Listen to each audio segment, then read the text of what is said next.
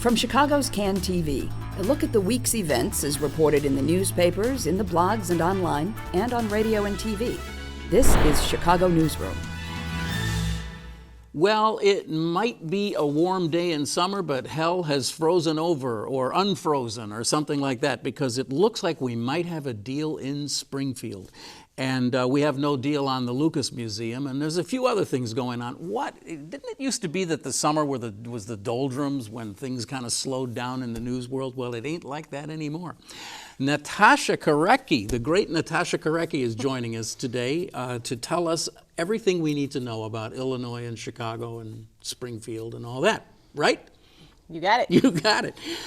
Natasha, in case you are not aware of this, is I would have to say probably one of the leading sources of news tipping in Chicago, because you now, of course, you're the what are you? You're the editor, I guess, of Illinois Playbook. You are Illinois Playbook for Politico, and it's just this kind of like amazing go-to thing. It drops in your mailbox every morning, and it lets you know what's going on and what went on yesterday. It's a wonderful service, and I'm very happy for you.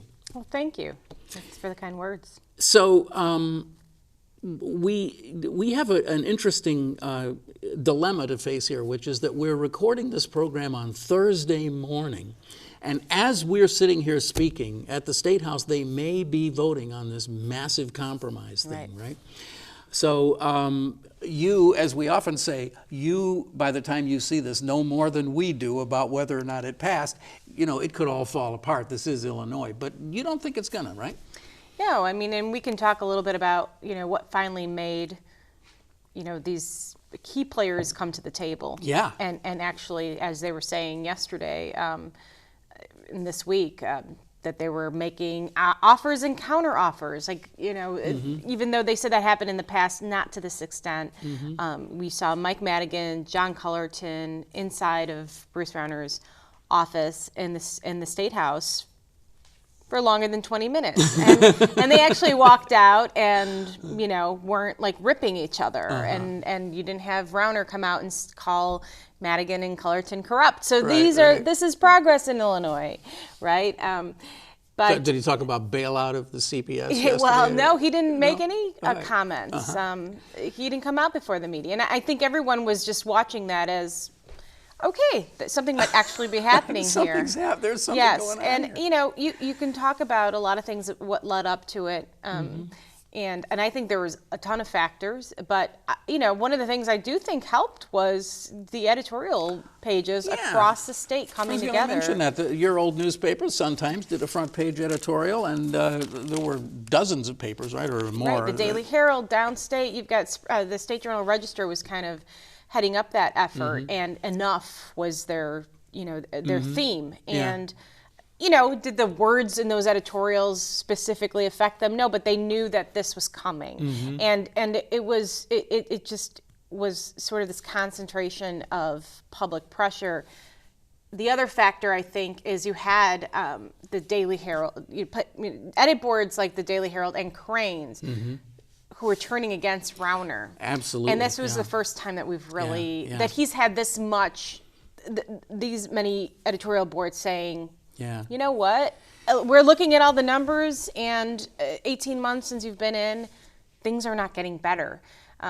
So that's one element. Of course, they're not letting Madigan off the hook by any means, but they're saying, it's not just one or the other. Yeah. You are both part of the problem. It's interesting that, over the last couple of years, we've all sort of clucked about how editorials don't really mean what they used to. So what if you get an editorial endorsement or condemnation? Really, it's only a few people who care. But I think when you see something, to me, the one of the real game changers was when you see Crane Chicago Business writing an editorial that just rips the governor and just says, since you've been governor, this has gone wrong, this has gone wrong, and we regret that we endorsed you. I mean, that's a pretty heavy duty thing. Right, and then the governor's reaction to that, I think, ended up making the story a bigger story, which he called them collectivists, and and he's like, well, kind of being dismissive, and the next day, boom, the Daily Herald, which is known to be conservative. Right. Ends up saying the same thing, and so then you're really in this. Well, what do you can't just You just can't rip everyone. Sun-Times, same thing. You know, the Tribune has stood by the governor, but they have softened a little bit, I would say. So, you know, that may have helped bring him to the table. And then what brought Madigan to the table? Well, you know, you have a governor who's saying, you know, let's do you know, I'll fund schools for a year. If he budges on CPS, which in the talks he was budging on CPS, then this is a governor who, of course, you know, the crumbling prisons remarks, the let's file for bankruptcy, you know, their mismanagement and so forth is now. And it's a bailout. And it's a bailout, of course. Above all, it's a bailout. Well, guess what? He's agreeing to giving them some more money. Now, but you know, everyone's hurting a little. Rahm's going to hurt a lot with this new, this authorization for the city council to increase property taxes. It's like almost like an outbreak of kind of democracy or something. I mean, we've just completely forgotten that legislatures exist so that they can find compromises on things, and that good legislation often means that pretty much everybody had to give something up. I mean, that's kind of necessary sometimes, and we've just completely forgotten how to do that. So to watch it suddenly happen in Springfield in the space of 24 hours is pretty stunning. Whether or not they end up passing this bill, it's still pretty amazing that they got to the point they did. It is, and I think unexpected. It seemed like some people in the governor's office and the administration were surprised by this. They were not expecting the progress to happen. Now, this gets sort of partisan, I suppose, but is it fair to say that the governor gave in more than anybody else? Because he was the one who was, I would say, most entrenched. He was the one who was saying, I am not giving a dime to Chicago Public Schools more than they're getting now because they just waste money, they're corrupt, they're blah, blah, blah, blah, blah. And I'm not doing anything until you pass my legislative agenda to fix Illinois. And if I understand it correctly, he pretty much gave up on pretty much all of that yesterday, didn't he? There is 0 turnaround agenda items in this agreement. And if you look at the short term, you might say, well, wow, you know, here Rauner was out saying, let's do a stopgap budget, let's do a stopgap. So now he's leading and he's getting a deal done. Right. So if you look at just the short term, it looks like it's a big win. If you zoom back and really look at the big picture, how we got here, that he wasn't going to let anything happen until there were reforms, Right. Then you kind of hold up your hands and say, why did we just go through all of that? Right, because this could have been done 18 months ago. I mean, it would have been easy to have done this 18 months ago. Now, of course, you know, his side is saying, well, we're delaying it. We're going to put it off until January after the elections, and we're going to make some of the tough calls. And the problem is that, you know, one of the phrases he liked to use a lot during the campaign was they're kicking the can down the road. Right. Well, that's what they're doing right now, right? So in January, they're going to have a bigger problem. It's just the can is bigger and fatter and heavier than it was. It's harder to kick. Right, but, because despite the agreement, all of those, you know, those court consent decrees and the court order, all of that is still in effect. So they've done nothing to reform Medicaid. You know, some of their biggest expenditures are still, so much more money is going out the door than is coming in still. Right, that hasn't changed. So when January comes, they're going to have to talk revenue. And that's something we have not heard yet, besides the city. But I'm wondering if, I mean, obviously this is all about politics, and the consensus has been pretty well that the reason they're kicking this toxic oil drum can down the road the way they are is because everybody's just saying, well, screw this, we're just going to wait till the elections and see what happens. And is it possible that the Rauner people looked at it and they've been looking at poll numbers and they've been seeing the top of their ticket headed by Trump, and they really didn't do all that well when they tried to disrupt things in the last election, so maybe then they don't have as much of a chance of getting a Republican, or at least cutting back on the Democratic majority, so maybe it's just time to How do you pick up seats when what you're looking at is Trump on the top of the ticket in a very blue state in a presidential year? There's higher Democratic turnout. And Hillary Clinton is popular in Illinois, one presumes. Yes. I mean, she had a harder time in the primary than was expected, but yes, and you can argue that downstate is, you know, Trump Trump territory and so forth. But other things, you're looking at all these contested races. So the governor is trying to he's trying to win seats. And now he's looking at, well, there's money that's not going to prisons in some of these districts that are contested. These Republicans are going to lose their seats. Right. How do you schools might not open? Who's going to wear the jacket for that? Right. As much as he wants to bombard and with ads, and he has unlimited amount of money, it would be really difficult to say, well, I'm the governor, how did I not stop this? Right. So now he walks away, well, I made a deal with this union boss guy, with these, I made the deal. I made something happen. Right. So I think he had so much more to lose had he not done I think it's such an important point that you raised, that it's not just a matter of attempting to increase the number of Republicans in the House and in the Senate by throwing money at races and primarying people and all that. At this point, what he might be more concerned about is playing defense to just hold on to what he's already got. Because, as you say, there are vulnerable Republicans in Illinois. Right. You have these state workers losing their jobs, state facilities that are, or different entities that are reliant on state funding for whatever their business is. Right.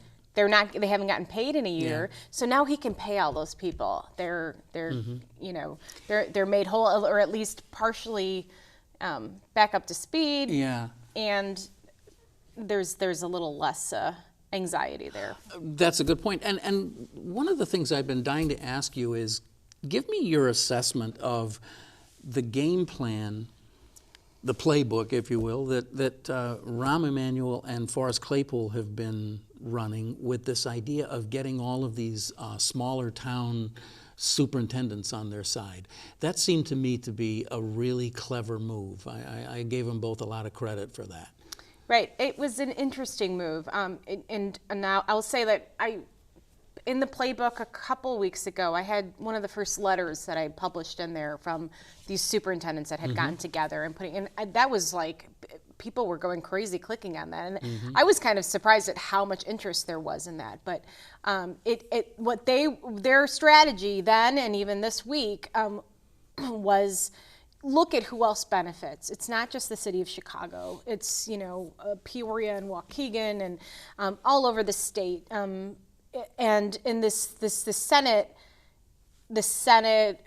education bill, they did something similar where there was analysis look at far south Illinois and those districts that are really hurting. They're going to get money. So you're bringing more people in that way. And of course, Rauner tried countering that with mayors who, a handful of mayors who were, the opposite. Let's not quite the opposite, but their point was, let's get a deal done. Let's get a deal done. We can't survive with. And yes, I think both sides, their strategies were, let's pull more people in to say how this benefits not just because the city. It's just been so easy for so long for. I'll generally use the term downstaters to say the problem is that all the fat cats up in Chicago with that ugly, corrupt school system they have that wastes all this money. And then suddenly you're able to hold the mirror up to other cities and say, well, you may be smaller, your numbers are smaller, but your proportions aren't much different than ours. You've got a lot of special needs kids. You've got a lot of poorer kids. And as the state of Illinois seems to be getting poorer and fewer people have decent jobs, we're seeing more and more poverty in schools that we hadn't seen it before. Well, in one of the analyses I saw this week for the per pupil spending, of course, there's many more students in the CPS system, but the per pupil spending the proposed increase was like $800 per pupil, whereas some of the other districts, including in Cairo and far south, were, $1,100, $1,200 per pupil increase. So they were poised to benefit much more. How do you say no to that? Right. And what's wrong with that? We are, I don't know, correct me, aren't we either number 49 or number 50 in state support of education in the United States? We are just a derelict state.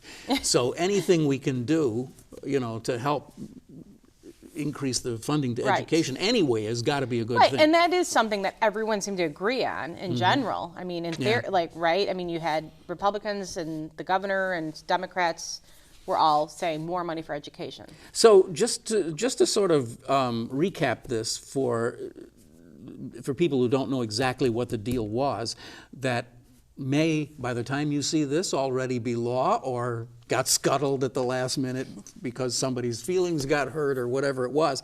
But basically, the schools will open, right? That's the headline of the deal. All the schools will open all across Illinois, and they're funded for the year instead of for 6 months. But everybody else gets 6 months. Right. Okay, which means whatever that is, we're like sometime around January or something. We have to start this all over again for another 6 months. Right. Exactly. Good luck to us all. Right. And then we're going to be talking about the 2018 fiscal year, Yeah, right? right. Because vendors will get paid. Some of them. Yeah, so there's social service funding in there. There's MAP grant funding, which was huge for Madigan. That was one of the things he really wanted. Chicago State will get an infusion. So there's some higher ed money in there. There's capital projects money. So they're talking about 30,000 workers who are unionized. They go back to work. How do you, if you're a Democrat and unions are your bread and butter, how do you say no to that? Right. So there was a little bit of something for everyone. And the other component that I should bring up is the social services that we're not getting paid by the state. We're not getting reimbursement. And of course, Diana Rauner, in her role as ounce of prevention, signed on to one of these lawsuits against her husband.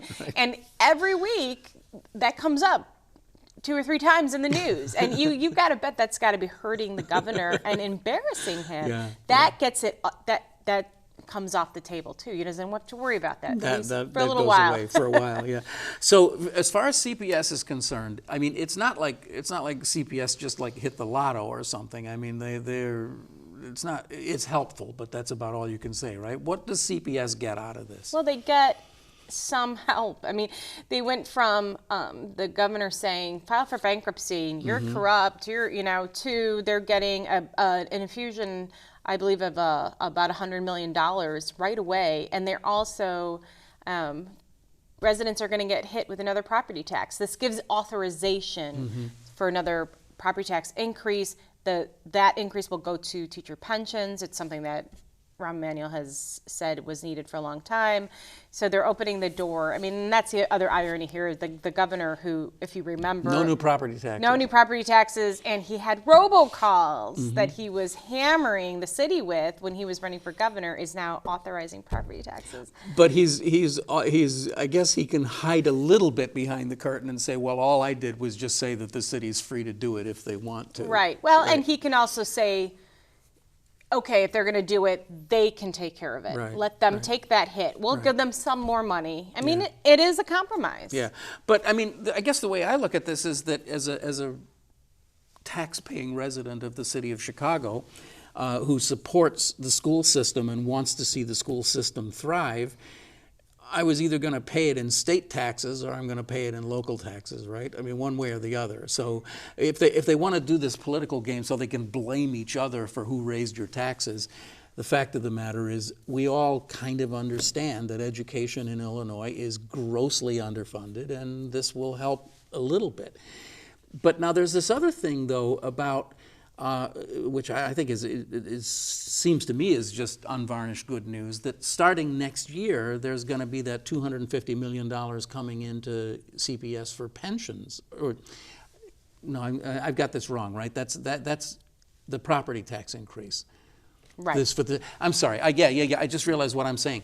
I was just thinking back a paragraph from what we were talking about before. Right. That this is one of those things that I believe during the vaunted Daley years that there once was a dedicated property tax in Chicago for the pensions, right? And then that was basically just eliminated. Right. which vacuumed up, I think, might be a better which word. we're finding out a lot of, like in the daily years, a lot of things where they kicked the can, and now we're paying for it. Everybody's paying for it, and that's so right. That used to exist. It's no longer. Now it exists again. Right. Back in the old essence, days when they the will. teacher pension fund was 100% funded, Right. 103% or something at some point. Yeah. All right, well, anyway, so that's where we're at with that. Mayor Emanuel, I thought was a great quote yesterday. He said, tomorrow morning, Chicago taxpayers are going to pay nearly $700 million in their teachers' pensions, more than all the other 922 school districts, because not a penny is coming from the state. And when the state makes their payment to the Chicago teachers' pensions for suburban and downstate, Chicago taxpayers will also pay just shy of $800 million for those. That's the bell he's been ringing the whole time about how Chicagoans pay twice. But the fact of the matter is that that's really almost more of a rhetorical talking point at this point, because if they can come up with a more comprehensive plan for this, it all kind of gets washed out in the end, because all the money is in one big bucket. Well, it does, right? but he has to keep. If the governor is continuing to say we're bailing you out, then he has to kind of argue, well, no, you're not. I mean, yeah, in a way, but look at what we're getting double taxed over here. So this is not a bailout. This is equity. And then there's all these other arguments with other money that the city gets and Chicago gets and so forth. So, and that argument's been going on for decades, and it won't get resolved here. But this does seem to me, anyway, to be like a very good first step. Let's hope that maybe it has. Let's check. No, I don't see anything. It hasn't passed yet. I want to switch topics just briefly while we can and talk about the mayor and George Lucas, which I am obsessing on. I think it's really interesting. Not that I really cared one way or the other about whether we got the Lucas Museum, but what I really am interested in is the politics and the change in Chicago politics. I used to say, and said many times on this show, that in the Daily years, metropolitan planning or urban planning consisted of 3 or 4 people coming into the mayor's office, setting up easels and saying, yeah, we'll chop all this down and put this here, and the mayor points to that one and says, that one, and then it happens. They can bring the bulldozers out right after the meeting. But just make sure you hire this guy for it. That's right. As long as you got the right consultants, it's going to be fine. Mayor Emanuel, I still believe Mayor Emanuel came into office thinking that was just the way it's done, and it wasn't. That was the way it was done under Daley. And now he still believed it with George Lucas. He figured he could have dinner with George Lucas. They would say what they're going to do, and then he'd say, okay, that's good. I like that. We're going to do that, and I'll just get it through the city council. And all of a sudden, he's got people in the city council who are not so hot about it, and he's got Friends of the Parks bringing a lawsuit that was able to stand up in federal court. Well, and that's a key point there, is that there was a constitutional problem with this, and a federal judge sided against the city. So whether it was the Friends of the Park or someone else, I mean, there is that component. Now, but you're right, the politics of this is fascinating, because here is a time when the very wealthy, the very connected, we said no to them. The city said no. You can't do this. Right. You can't do it here. What's Sorry. going on here? Like, do you realize how much money I have? Right. And you told me you were going to get this through. Right. Yeah. And I think there was a lot of in that story that France Spielman had the other day with the head of the parks.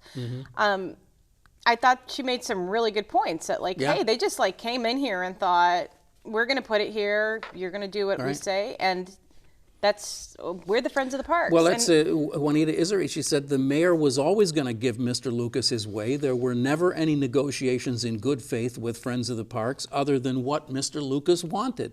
And then she said the mayor created a false expectation when he promised Lucas and city residents a museum on a site that was not legal. Right. So, there you go. He could have put that anywhere, right? And really, right. And helped the, then they tried playing the card of, this is for the black and brown residents of the city. Right. Then put it in an area that reflects that. If that were the case, so I've got a few places I could suggest. And not to mention, I think there was some animosity with the Lucases that what did they do to promote, to actually say, this is what's going to happen for the city. This is why it's good. Right. There was none of that. It was Blair just, came and wrote a beautiful piece about Right. that, about Exactly. you had an obligation to come to meet with us in our parlor, and like a suitor, to come and meet with the parents and say hi. Here's what we're proposing to Right. do. And they never did any of that. They just figured they had a meeting with Daley. Had a meeting with Ram, and that was it. And it's funny. This sounds like I'm just bashing and bashing and bashing on the mayor. I'm really not. I think that in a way this has been a good exercise for everybody, and I think that we're all learning from this. well, and they, you can also just blame the Lucas. I mean, he put it on the mayor to sell this thing, Right, and right. that wasn't his job. Right, I mean, it's not. That's exactly right. And I'm sorry if if this makes me sound more like Juanita Isery than most Chicagoans want to sound like, but it really is a dominoes game. As soon as that happens, then the next thing is going to be further up the lakefront, and it's like. Every time they've tried to put these things on the lakefront, every time it's been knocked down, except for McCormick Place, and that's one of the good things about McCormick Place. It taught everybody a lesson. Let's not do that again. So I don't know, and it's so crazy to me that it could have been just across the street, and the McCormick Place yards, the staging yards. It wouldn't have been that far away. Could have. Right, and and remember that Lucas neighborhood. had a similar situation in California. They said no to him initially too. Then he comes here, we say no. Yeah. Now he's back there. Yeah. So yeah. Let's change topics. There's been some very interesting conversation going on about the Chicago police with Dean Angelo. Mm-hmm. Dean Angelo made his statement at the City Club the other day. And he basically said, I think it can be boiled down to the Chicago Police Department feels like no one has their backs. And he went on to say that he thinks that the murder rate is going to go up, and that he can't wait until all the police officers have body cams on them, because then you're going to see the kind of distress that they're put into in certain neighborhoods in the city. What was your take on that? Well, I could make a very cynical comment initially, which is I hope the body cams have the audio that they're supposed to have, and the mics aren't thrown on the top of a, yeah. But not to discount what Dean Angelo is saying. I mean, I think look, these guys are out there. This is a bloody, violent city, and they are seeing the worst of it. And, I feel for them. I mean, here they are, like they're, a lot of these guys are trying their darnest to do their jobs, and you have some of these punks out there who are thumbing their noses at them, who are like, you're not going to do anything to me anyway, and just mouth off at them. Right. I talked to Dean Angelo a couple weeks ago for a piece I did, and he was talking about how just that some of his officers are just like, they see this big group on the corner, maybe they would have gone and like broken it up before something happens, but now they're just kind of like yelling out the window. Because they fear that it's just something's going to go wrong, something's going to be taken out of context, and so forth. Of course, then there's the ACLU, and there's other forces saying, well, can't you do your job without beating the snot out of someone illegally, or can't you do your job? And there's that, disconnect. And I think there are a lot of very good police officers who maybe, do just fear being wrongly accused of something, and so forth. And on the other hand, I do think that there's a certain sentiment of, oh yeah, well, kill each other then. If you're not going to support us, let them kill each other. So there is it just feels like in the police department there needs to be, and I'm hoping that it's getting to this point, somebody who's kind of moving this farther and farther away from all that acrimony that was in January and February especially, and just kind of getting back to the, like, here's our jobs. Let's get back with the community. And it does seem like there are some changes, including this new overtime change that was approved, that is allowing officers to stay more with the beats and the districts that they're used to, and working on community relations. Yeah. So, obviously community relations is a huge part of it. It's almost everything, right? Yeah. I'm wondering if you've had any read on Eddie Johnson and what you think is. I mean, it's just the most impossible position to come into under any circumstances, but he does seem to be cutting a kind of a, I don't know, kind of a nice figure as police superintendent somehow. I mean, and so far he hasn't run into like major controversies. I don't know. I know, and it's been how long? It's been a couple of weeks. I know, right. So, I think that he has an impossible situation, of course. And I mean, I think a couple things. Like one, he does seem to be just more frank and talking. Doesn't seem as protective, he just seems to be like kind of telling it like it is.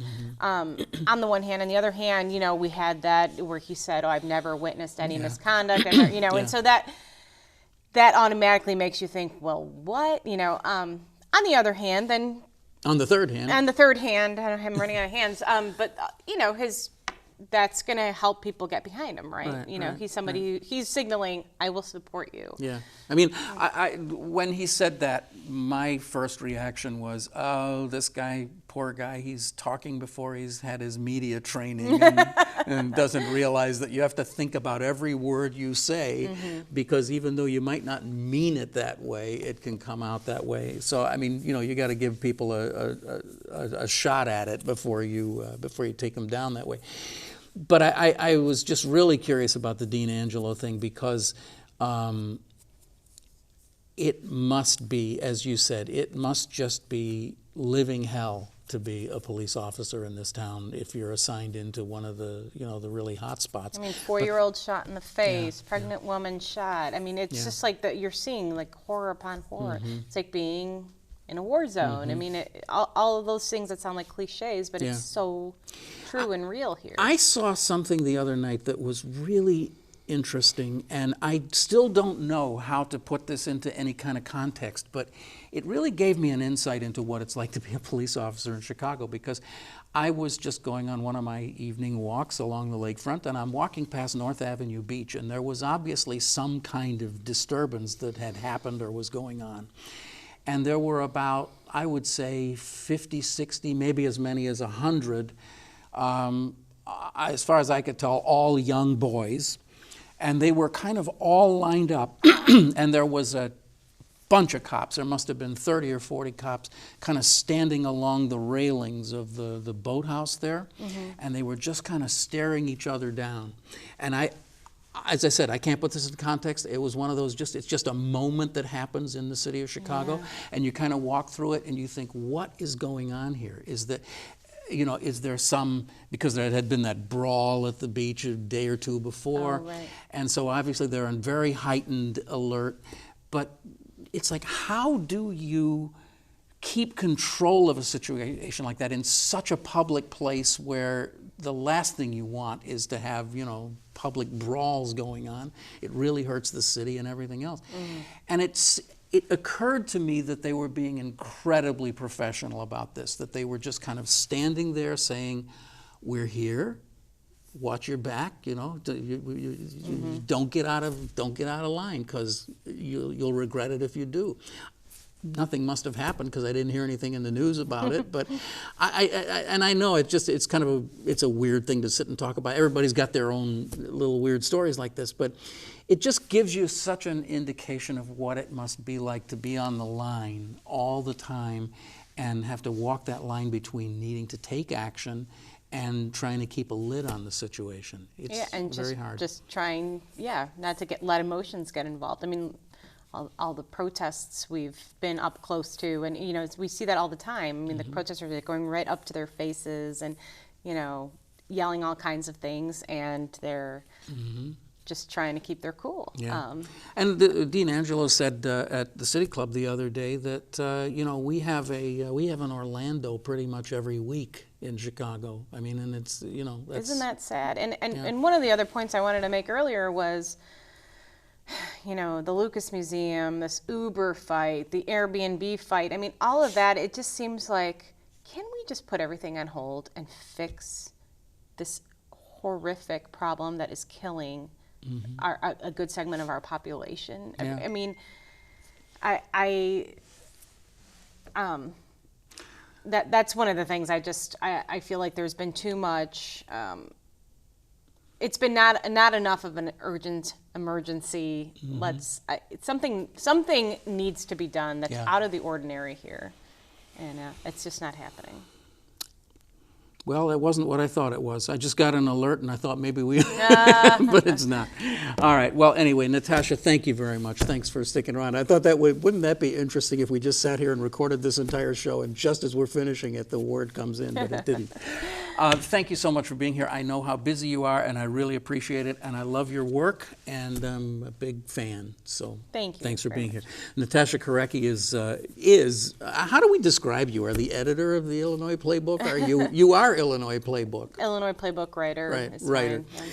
Illinois Playbook is with Politico, and it's a free service, and you just got to sign up for it. That's all you do. Just go and sign up and click the button to be a subscriber, and you'll get this thing dropped in your email box or on your browser every day. It's cool as heck. All right, we will be back next week with another program. Want to thank you for watching this one.